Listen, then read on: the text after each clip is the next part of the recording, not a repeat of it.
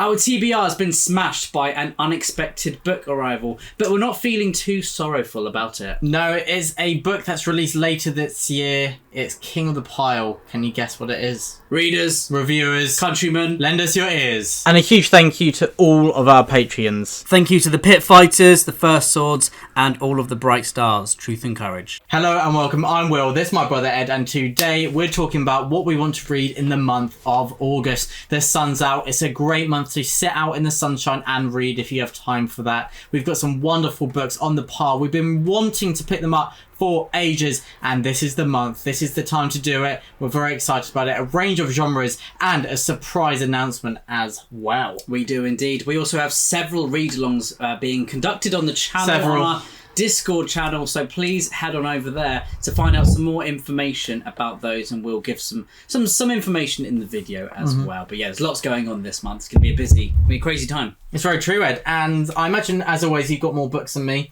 so why don't you start it off? It is true. William doesn't really read anymore, unfortunately. But the first book is the Discord channel read-along, which is Nero by Conn Iggulden.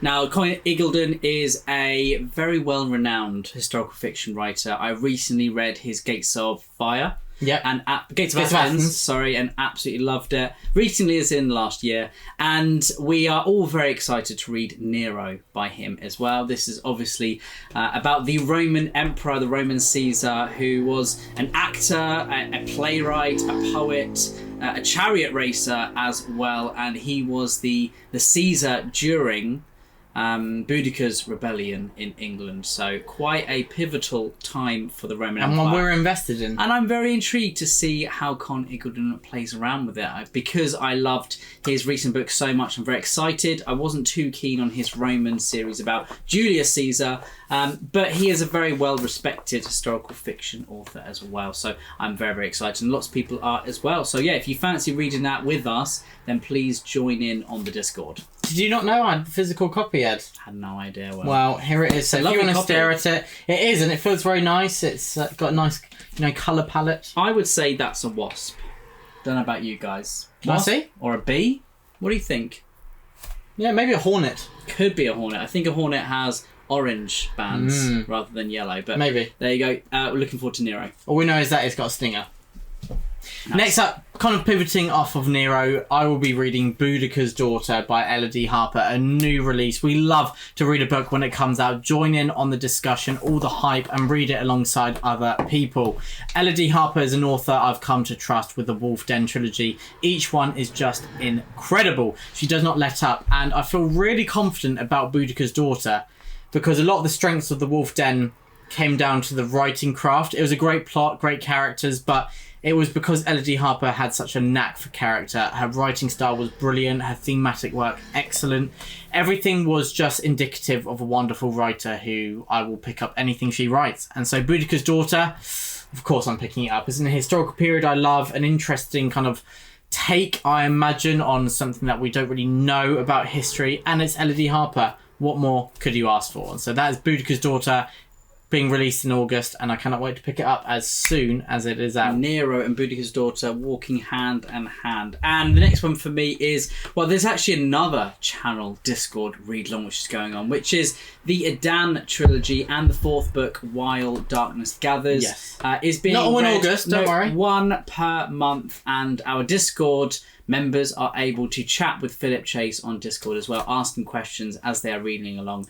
We'll be doing videos on Discord as well with Sir Philip Chase. And then later on in the year, when everyone has read While Darkness Gathers, we'll be doing a YouTube video. So just keep your eyes peeled, join the Discord for more information. So that is very exciting. Another book that I shall be reading is Shauna Lawless's new release of September, which is Daughter of the Otherworld. This is book 4 of the Do you want to pick it up, Ed? I would love to. Well, that's a fantastic idea. It's a beautiful cover. We love Shauna Lawless's writing. We're big stans on this channel. And I'm very excited to see how Shauna has, with the kind of direction that she's taking the Ghoul Song in, because this is book 4 of what was a trilogy, what has been supplemented with 3 extra novellas, which is very exciting. They are fantastic. I've read them all now, and she's an author that I will read everything as it comes out day 1. So I'm very, very excited. Or day 0 in this Day case. zero. Very, very lucky to have an arc. So thank you for that. Head of Zeus, what a great publishing house as well. They are. And this is taking members of the Gaul Song into the chaotic period of the Normans. And I am very, very excited to see that because, of course, we've seen the Vikings in England quite often. Seeing Shauna Lawless's version of the Vikings in Ireland was really exciting because it felt very fresh to the period. And I've not read too much historical fiction or even historical fantasy in that case about the Norman invasions. So yeah, very, very intriguing. My interest is piqued. And on the Shauna Lawless bus, I'll be reading Dreams of Chaos, the third novella, which Ed previously mentioned has been supplementing the main instalments. Shauna Lawless utilises her novellas incredibly. Usually it's just to, add a bit of flesh about a character you already really like in the main story.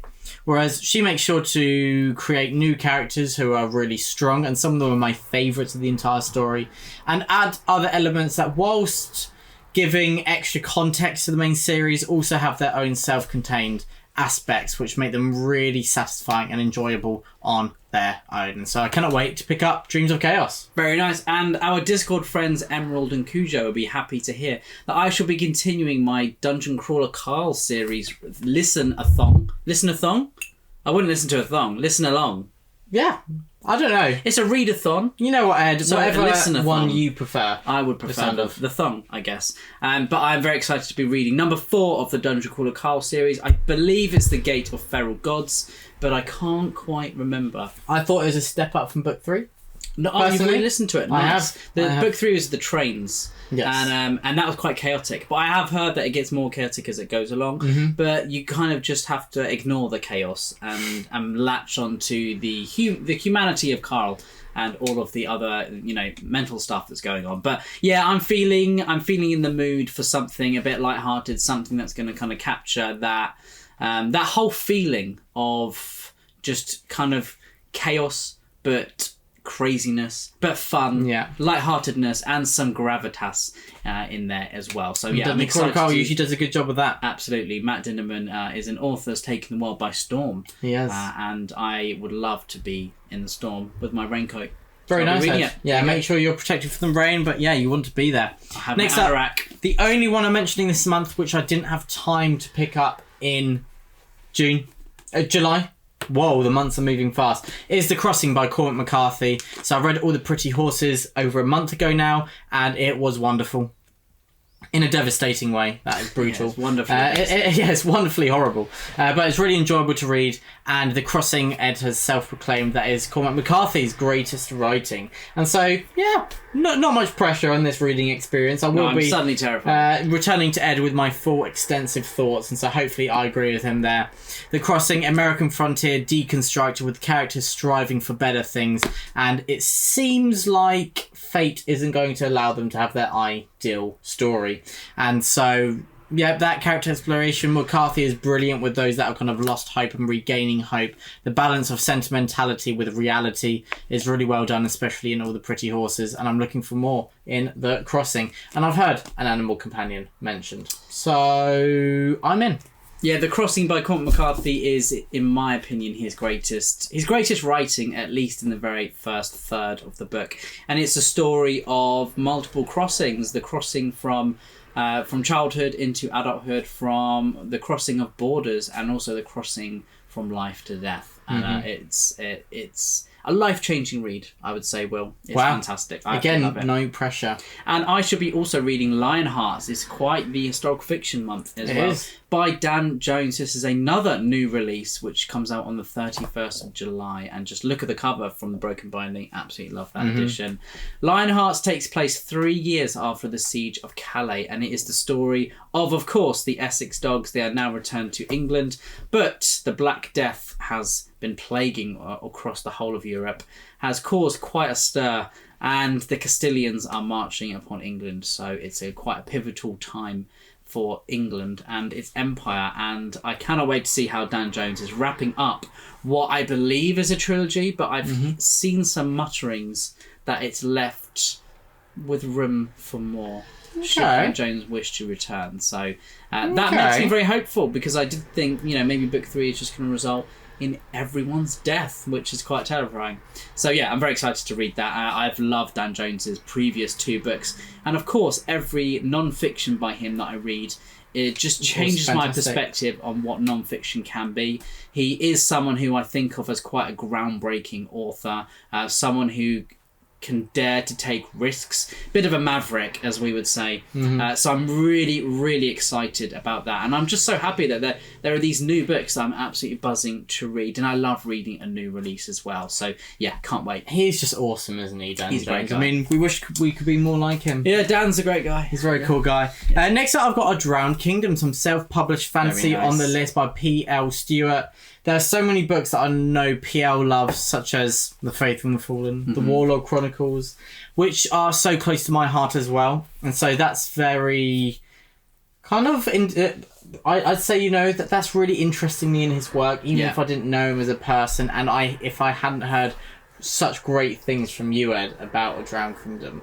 It's also very cool that this isn't kind of 1,000 pages to sink myself into. I love a fantasy book which is efficient with its time, and you said that the thematic work is brilliant and the core character is compelling, and I'm a character reader. I love fantasy. PL is a great guy. We've had some awesome chats with him, and he loves similar books to me. So what other reason could I need to pick up A Drowned Kingdom? Yeah, I have a feeling that you're gonna absolutely love it, Will. Very exciting, and definitely need to continue that series. So maybe when you do book 2 we could do a buddy read. Hopefully, because that has been a book that's been on my list for over 2 years now, and I'm so sorry it's taken so long to get to it, but I finally am. We've got to get through those books that have been on the list for quite some time. Talking of a book, that is quite an interesting segue into this next one, is Streets of Laredo by Larry McMurtry, book 4 of the Lonesome Dove series. Now, this book takes place after Lonesome Dove, which obviously was written first, but it is actually book 3 in the chronology of the story.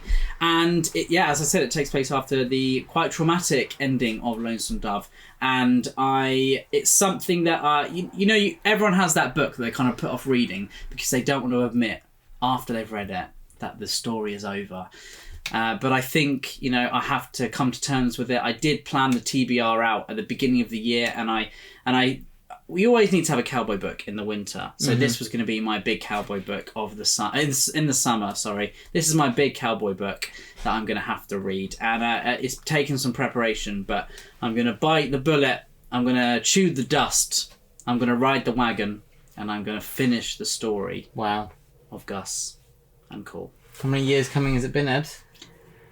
Probably 4 or 5 years since I started reading. Long time. Dead Man's War. And how many times have you mentioned Lonesome Dove to people? 999. Yeah, you get it to that 1,000 now. Exactly. There we go. I can't wait to read Streets of Laredo. So if anyone fancies reading it along with me, I would love to have some people for the final ride into the sunset. Very nice, Ed. And then last up that I've got physically with me is Assassin's Quest by Robin Hobb, book 3 of the Farseer trilogy. And so this is a reread. I've been listening actually to the Farseer trilogy, and then after this I can get to the Live Ship Traders. Finally, Ed won't have anything to say anymore, but let's not just rush beyond this. When I reflect on the 9 books of Robin Hobb that I have read, this is my least favourite, but it's still one with great moments. You've only read 9? Yeah. I'm sorry. How many have you read? 1, 2, 3, 4, 5, 6. Yeah, ends there, doesn't it? 7, 8, That's 9. alright. That's alright. We can lie. Ezra read 6. I've read 9. So, Assassin's Quest, book 3 of the Farseer trilogy, and I'm really looking forward to reading it. Even though it's my least favourite, I think there's still some really admirable bits and parts that I love, and I know my expectations this time. And so, got that. Now, we did mention at the beginning of the video that a new book has landed quite... should we just leave people, on a cliffhanger? No, we're not Papa Gwynne. We don't like to leave people on quick cliffhangers. This isn't the end of Ruin. This is the end... Well, this is the end of Malice. Yeah. It's the undergoing of a journey. Now, we're about to go on to a quest because a new book, a huge new book. Now, I bet everyone in the comments below, if they did write what they were guessing, has been sent to us. It will Do they get anything if they've guessed right? No. Strength of the Few. But it's a different book. It is, in fact, King Sorrow Joe Hill's first release in, I think, 10 years of a main novel. I think he's released Lock and Key installments.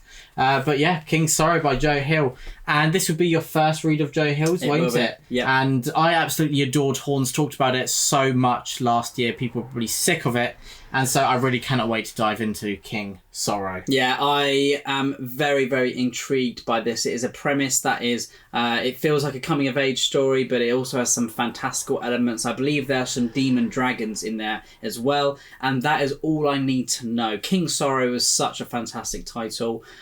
Joe Hill hasn't written a book for a very long time, and we were lucky, very lucky people to get this as an arc from Headline. So thank you very much to those guys. Thank you to Caitlin for sending this to us. Very exciting. We were very surprised. I will be smashing through this during August and then reading and binging some more Joe Hill on the build up to October. Please read Horns, Ed. That'll be the first one I read after King Sorrow. So yeah, hopefully we'll both be tackling King Sorrow, but I'm going to read it first and then Will, because we can't both read it at the same time. Otherwise, we'd have to be attached. Should we do rock paper scissors now, Ed? Who gets it first? I've lost a lot of rock paper scissors lately, and I'm obviously not in the God's favour. You need to do some more training. I really do. So Joe Hill, King Sorrow. So excited to read it. Great title. It's a chonker book. I'm excited.